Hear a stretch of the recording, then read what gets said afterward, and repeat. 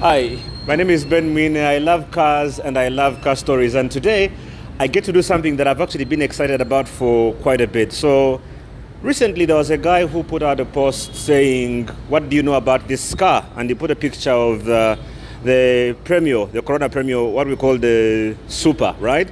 And one of the responses that went viral was someone who said that in this car, you can drive it and then put fuel later when you get money, right? So I'm going to put that to the test and actually try and find out how good is the fuel consumption in this car, because as it turns out, for the last couple of months, I've actually been driving this particular one. It's an incredible car. I'll tell you a bit about it, but what I'm going to do for now is we're going to fill it up with a full tank of fuel.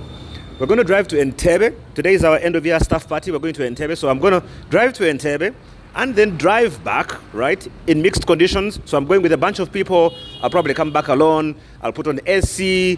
I'll try and hypermile a little bit. It's a manual car, right, which is incredible. So I can manage my gear ratios and all of that. And then when we come back, we'll actually try and fill the tank again and then figure out exactly what the fuel consumption is of this incredible car. Because truth of the matter is, I actually don't know its fuel consumption, right? Because from the time I got it, I usually put 20k and drive for days. And I'm not making this up, right? But unlike the new cars, so the newer cars now will have like a thing where you can tell your fuel consumption. On this one, you don't, because it's much older. So we're going to fill it up, drive to Entebbe, drive back, fill it up again, and then do the math to figure out what consumption we have done. Now, I'm going to use what's called a differentiated fuel, because what that does is it allows me to have better performance, it improves my economy a little bit, but also actually cleans my engine. And my fuel of choice for today is going to be Oryx Evermax. They've just launched this. It's a differentiated fuel. And so just in case you don't know what that means, is that they put some magic potions, or if you want to call it that, but essentially they add some, additives, it's what they're actually called, that then improve the performance of the engine, they improve your economy, but also they actually clean the engine for you. So the reason I'm choosing Evermax is because they're all the same, pretty much. But Evermax is actually slightly cheaper than the others. So I'm going to be using this. They're not paying me for this, though I like, the guys there. So I've been doing some stuff with them. So I'm going to do that. And then we'll head out to Entebbe and then drive back and fill up the car and then figure out what the consumption on this incredible car is. So let's go fill her up.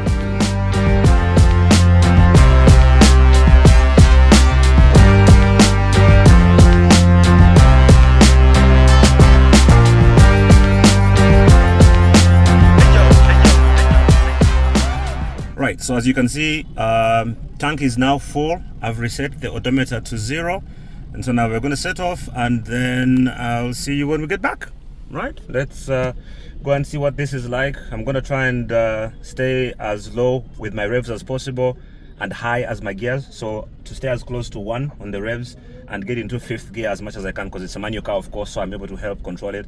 I've got a bunch of people in the car, some very beautiful women that we're heading out to our end of year party with. So this is what you normally look like when you're driving up country. So a car has people in it, but then you want to still measure your fuel consumption. So that's what we're going to do. Let's go check it out. Right, so let me tell you a little bit about my history with the Premio, because I do have a history with this car. Just in case you don't know, this car has been in production for, I think, almost 70 something years plus now. I don't have the exact specifics, but it's one of the longest running models that Toyota has ever made. Initially made as a Corona, that then became the Premio. There was the one that was called Chitala. You know how we give names to cars in Uganda? There was one that was called the Chitala back in 97, I think. My dad was tired of doing the school run with us, and so because 6 boys were all going to school, 2 in Buganda Road, 1 in Mengo, I think I was at Caltech Academy at the time. My big brother Ken was at the university, and my dad would have to shuttle us all around, in the morning, picking us up because we're non-resident at the university. And so he did the math and figured out that it actually would be cheaper to buy a car and hand it over to us and say, here, you guys commute on your own. And so there's a wonderful gentleman called John Cato. If you know Espresso, you know him very well. he had an old Corona 490 UBR. I'll never forget it. So he used to work with my dad on Nkrumah Road. So my dad bought that car from him and gave that to us. It was a really good deal, very cheaply, I remember. And then that became technically my first car, because me and my big brother were driving it together in tons, and that sort of became my first car. After I finished campus and started working, and then it was time to, sort of buy my actual own first car. My first car was the one called the Chivina, which is the one after the Chitala. And, we'll put some pictures for you of that. And then eventually, sometime around 2007, my fiance at the time, one of the most incredible human beings I've ever known in my life, had one of this particular one, the UAH 766N. I'll never forget that car as well. Some wonderful memories. It was an incredible car to drive at the time. Did lots of trips in it, going up country, going around, traveling, and all of that. And I always loved that car. And so recently, a friend of mine called Steven had this car. He had come to Next Media for a meeting. I saw this car in the parking and I fell in love with it instantly. And that was even before I found out it was manual. So I take a look inside and it's a manual car. And I begged him, I said, "You've got to give me this car." And he said, "We'll see." Fast forward a few months and he's upgrading, arrival. Things have happened. You need to get into other things. I know that he let it go almost painfully, because it's not a car you want to let go of, to be honest. But then, because he needed to let it go, who better to give it to than the guy who was in love with it, aka yours truly. So I got this and I am loving it. It is in mint condition. Everyone who sits in this car thinks it's almost brand new. It's better than cars that are now UBR and UBS. A true story. If you look around the interior, Steven did such a good job taking care of this car. It's amazing. It's a 2000 model. I've only just hit 100,000 kilometers. I actually just posted a picture when I hit that milestone, because we're petty like that when this car thinks. So 100k, it's just done, and there's nothing wrong with it. Suspension, like it's SE is ice cold, radio is incredible, amazing car. And so now let's find out what its consumption is like. I'm going to be doing a bit of hypermiling, so I'm trying to stay in fifth gear as much as I can, which is what I'm doing at the moment. I'm doing 80 on the expressway. Of course, your speed limit in Uganda is 100. Please don't drive above this. But also, ideally, for the perfect driving condition, if I'm doing between 80 and 110 in fifth gear with my revs as close to 1 as possible, I'm good. I'm going to be doing a lot of coasting where I can. Coasting is what in Uganda is called, there's another one there. Like when you have one, you suddenly realize that they're so all over the place. There's so many of them. So I was saying coasting is the sort of thing in Uganda which is they call kukube and double, which is easy to do in a manual car. You just simply get up to speed and throw the car in neutral, and then it will coast. The revs will be very low. You're saving fuel. So I'm going to try and do that as much as I can on our way to Entebbe, and then we'll get there, have an absolute blast at our party, and then I will actually at some point drive back to Oryx, right? Fill the tank again, and then measure the difference in terms of how many liters they have added to the tank, and then we'll measure that against how many kilometers we have done, which will then give us the actual fuel consumption of this car. Like I said, I usually put 20k and drive for days, right? And the Candido doesn't move. It's definitely very good consumption. Just how good, we're going to find out today. So let's go to Entebbe and enjoy some cocktails, and then I'll come back to you and tell you what it's like.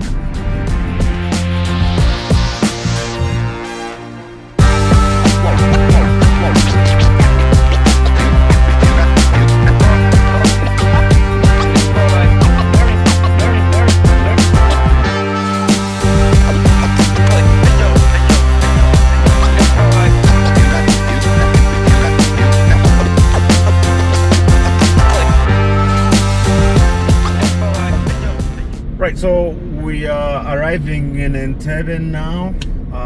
Can I just say, I love this place. I love Entebbe. If I had my way, I would retire to Entebbe. The lake, the air is fresh. It's incredible what they've done with the roads now. I mean, it's probably the most organized city in the country right now. Just know, I love Entebbe. We've arrived, 36 kilometers at the moment. Fuel gauge hasn't moved even an inch. How incredible is that? So anyway, what happens after here is that us guys get to go and enjoy our end of year party. It's going to be a lot of fun. And the next time you will see in this video is when I've actually driven back to Kampala, back to Oryx, filled up, right? And then we'll do a measurement of what the actual fuel consumption is. But at the moment, from indications, it looks like this guy was right. This car is not consuming any fuel at all. It's not. We'll find out soon.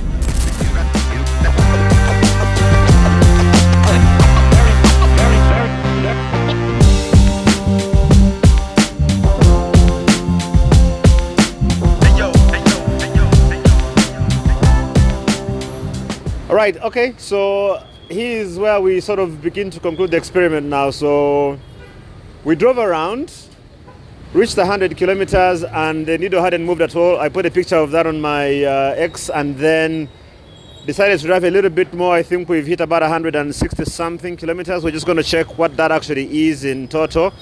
But essentially, we've now filled the tank again, and we've used 15.35 liters, which is about 75,000 shillings worth of petrol. So I'm just going to go around very quickly and take a look at what mileage we have finished at, and that's 163 kilometers. So 163 kilometers, and we've used 15.35 liters. What I'm going to do now is I'm going to go sit down somewhere, and then we'll do the math together. If you're very good at math, you've probably already done it in your head. But I actually want to sit down and do the math and give you a comparison of what this is like with other cars, and also teach you about how your car might actually be stealing from you. But so let's go do the math, right? Right, so this has actually been a fun experiment to try and do, but it's actually also been an eye-opener in a way that I'm going to shock you with in just a moment. But first, let me give you the results. So we did the fueling and filled the tank after having driven. We did 163 kilometers or so. When we filled up the tank, we were able to fill it up with about 15 liters. So I'm just rounding off, but it's, on average it will even itself. So if I do some very quick math, I'm going to pull out my calculator here and show you. If I'm pulling out, I did 163 kilometers, we used 15 liters. That gives me what would be on average about 11 kilometers per liter. That is the consumption that this car has, which is not that exceptional. Maybe I thought it might be a bit better than that, but that's actually still pretty good, all things considered, because, for example, the Fielder will do about 14 kilometers per liter if you drive it really, really well. But this 160 kilometers involved some traffic jam, where I was stuck in a horrible traffic jam last week, so and a lot of city driving for about 3 days this week. So this is what would be actual real-world fuel economy. Now, I'm going to shock you a little bit and tell you how your car is actually stealing from you. When we finished doing this this calculation, I sat down and realized, because there's another car that I drive every once in a while. It's a Subaru Forester, one of my favorite cars actually, just like the one that's right over there on the corner on the other side, the one that the guys are standing next to. You can just pan the camera so they can take a look at it. Yeah, that one there. So and I've actually gotten the screenshot of the fuel consumption on that car, which you should be seeing now, and it averages about 6 kilometers per liter. Okay, now here is where the math gets very interesting, and I'm doing this video specifically for anyone who is below the age of 30. So if you're 30 and below and you're thinking about what car to buy now, I'm hoping that I can convince you to change your mind and not be emotional about the car that you buy, because if you don't, you're actually stealing from yourself, right? And let me explain why. If you stay in Sunday, right? I'm going to use Sunday as an example because it's far enough to actually make a difference, right? If you stay in Sunday, because also if you're about 30 or thereabouts, your salary usually will be that if you want to stay in a decent place, the cheaper places will probably be in a place like Sunday, right? So if you stay in Sunday and you're working at, let's say, what's the central part in Kampala, CBD, Workers' House, okay? So you stay in Sunday, you work at NSSF or, post office or thereabouts. Your average commute per day is about 23 kilometers one way. It gets crazy. So on average, you're doing 46 kilometers every day. So we've done the math, okay? And you can find a calculator. I hope you can be able to do this. I've already done the math. I'm going to go through it, but please do find a calculator and just go through it just to confirm. You're doing 46 kilometers every day. We've only done our maths based on a 5-day week. We're assuming that on Saturday and Sunday you stay at home, you don't go anywhere, and that you don't travel up country or do any of that stuff, right? So if you're working strictly on a 5-day week where you're doing Monday to Friday, and you're driving from Sunday to Workers' House and back to Sunday, you're doing 46 kilometers per day. I've got my calc, let me put it out. 5 days a week, 230, 4 weeks a month, 920, 12 months a year, about 11,000 kilometers every year. In the Forester, that means that you're going to need 1,840 liters of fuel every year. Mark that number. In this car, if I'm doing the same distance, right, and I am also in Sunday, and we've said my car is doing 11 kilometers on average, I'm going to need 1,000 liters of fuel every year. That means you're needing an extra 840 liters of fuel every year. I hope, stay with me. 840, I'm going to work on an average, what should we use, Kaka? We say 5,000 shillings a liter on average. Let's bring it down. Let's try and be generous and say you're able to buy cheap fuel. So your fuel is 4,500 shillings per liter, okay? That means you, sir, you, ma'am, are spending an extra 3.8 million shillings every year than I am. Okay? Oh, no, but it gets better.